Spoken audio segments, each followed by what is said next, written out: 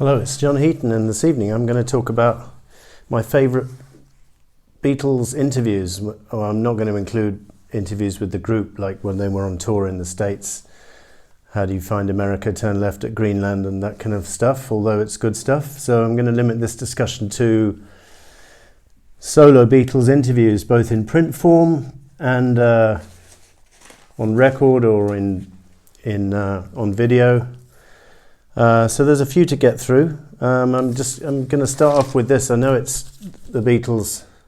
It's called the Beatles Tapes, but it's actually the four of them interviewed separately, if not quite after the Beatles had split, then in the process of it, and in the case of John, both before and after.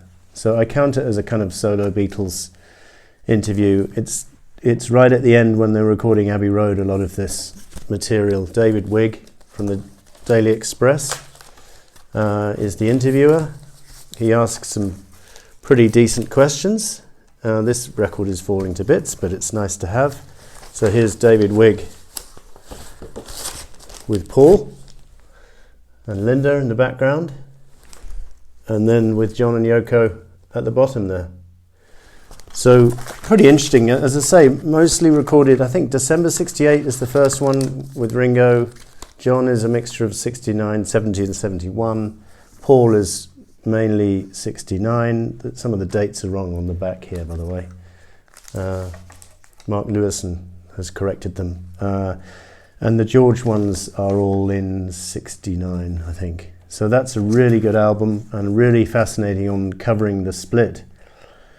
From maybe angles that you haven't heard before. I'd really urge any fan to check that one out. I think it's available on CD, or I'm not sure about YouTube, probably. And there's an unedited version of some of them. The Lennon one in particular, I've heard the unedited version, where he talks a bit more about the experimental stuff with Yoko than is on this record. So that's definitely worth checking out. And then there's a whole series from Lennon which are just brilliant. And I have to say up front, he's the most fascinating Beatle interview-wise. He's consistently more interesting, fascinating, challenging, flawed. Yes, we all know that. He was not perfect. But honest as well. And this one is almost honesty taken to too much an extreme. Lennon remembers it was actually appeared in Rolling Stone, and then Jan Wenner went and published it as a book, which pissed John off. He didn't want it to be published as a book.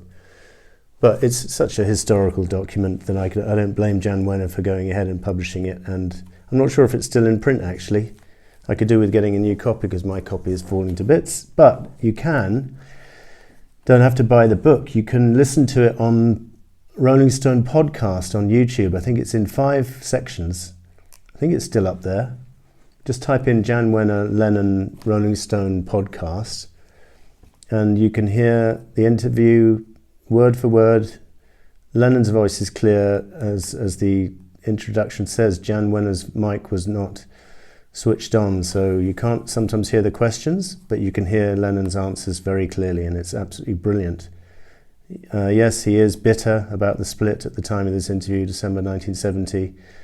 But at the same time, he's very proud of his first solo album, Plastic Ono Band, which had just been released.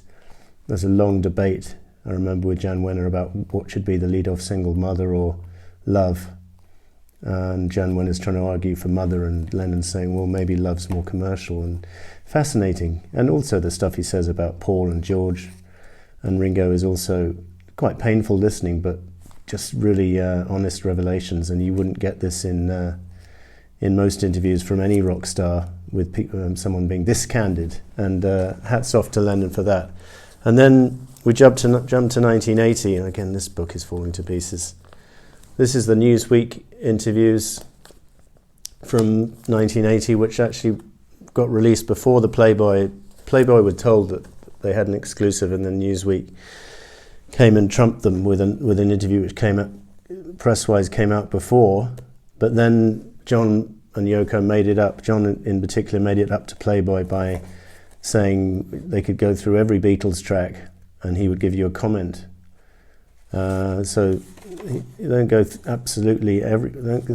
absolutely everyone, but a lot of Beatles tracks are covered here.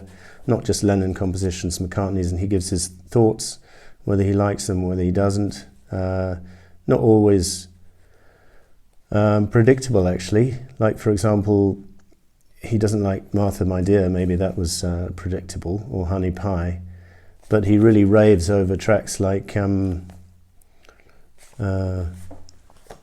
well, we know Here, There and Everywhere he likes. He raves over For No One. I think he compliments Paul on the lyrics to Fixing a Hole. There's a few nasty remarks in here, but mostly he's being friendly about his fellow Beatles and saying, look, I don't see them, they're just like mates who if I see them in a few years, I say, how's your relationship going? But I don't hang out with them. It's the past. And he just wanted to be with Yoko, which is quite honest. And I think that's maybe what does happen when one gets married and has a family. One does lose touch with one's childhood friends, and that's what happened to John. Doesn't mean he resented them.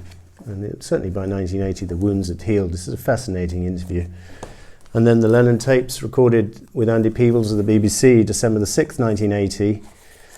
This is available on a CD. I have it in the other room. I didn't show you.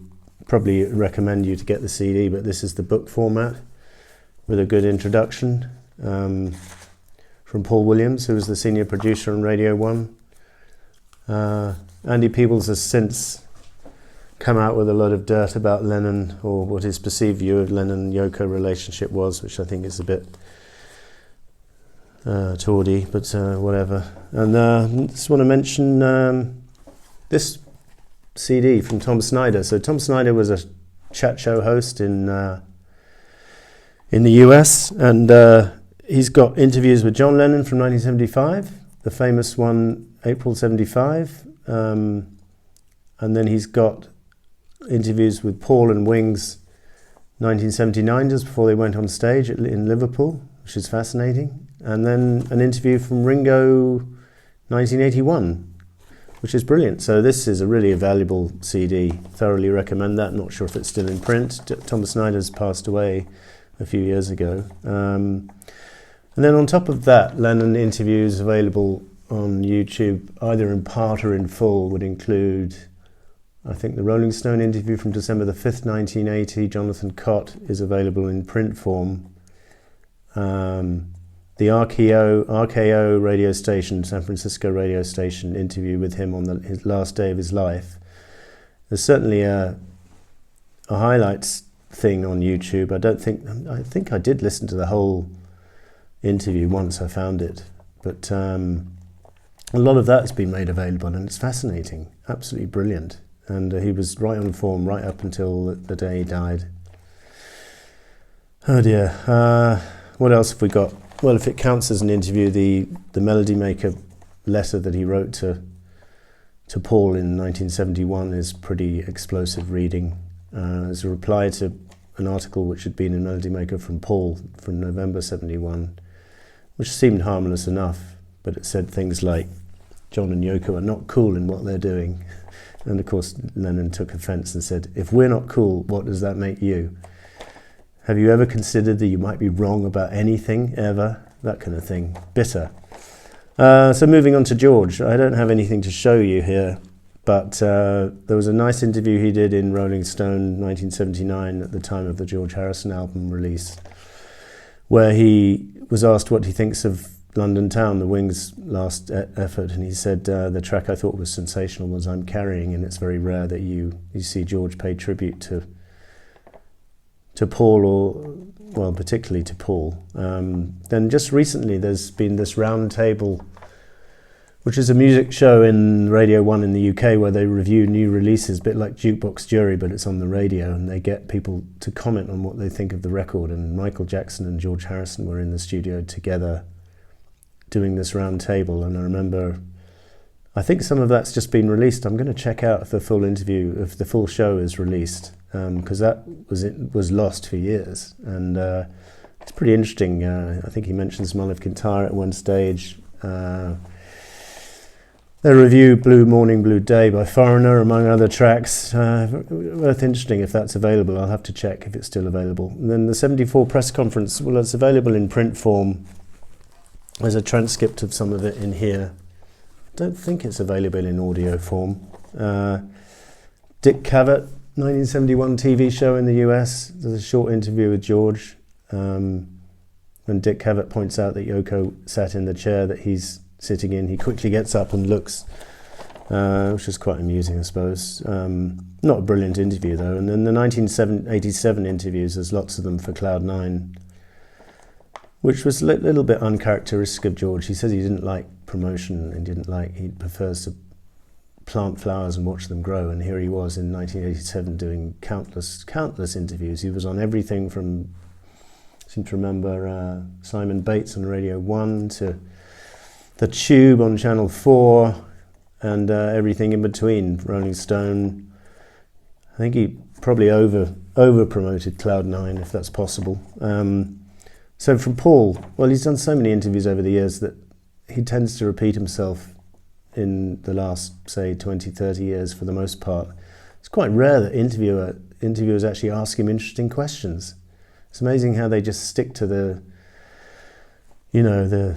top 10 or 15 questions he's been asked all his life. And of course, he's not going to come up with anything new on those. So if I ever got the chance to interview him, I would ask him some questions about Wings, for example. He's never been asked, I'm sure. Anyway, so from Paul, I think the Paul McCartney interview, which was a record, came out in 1980. That's one of his better interviews.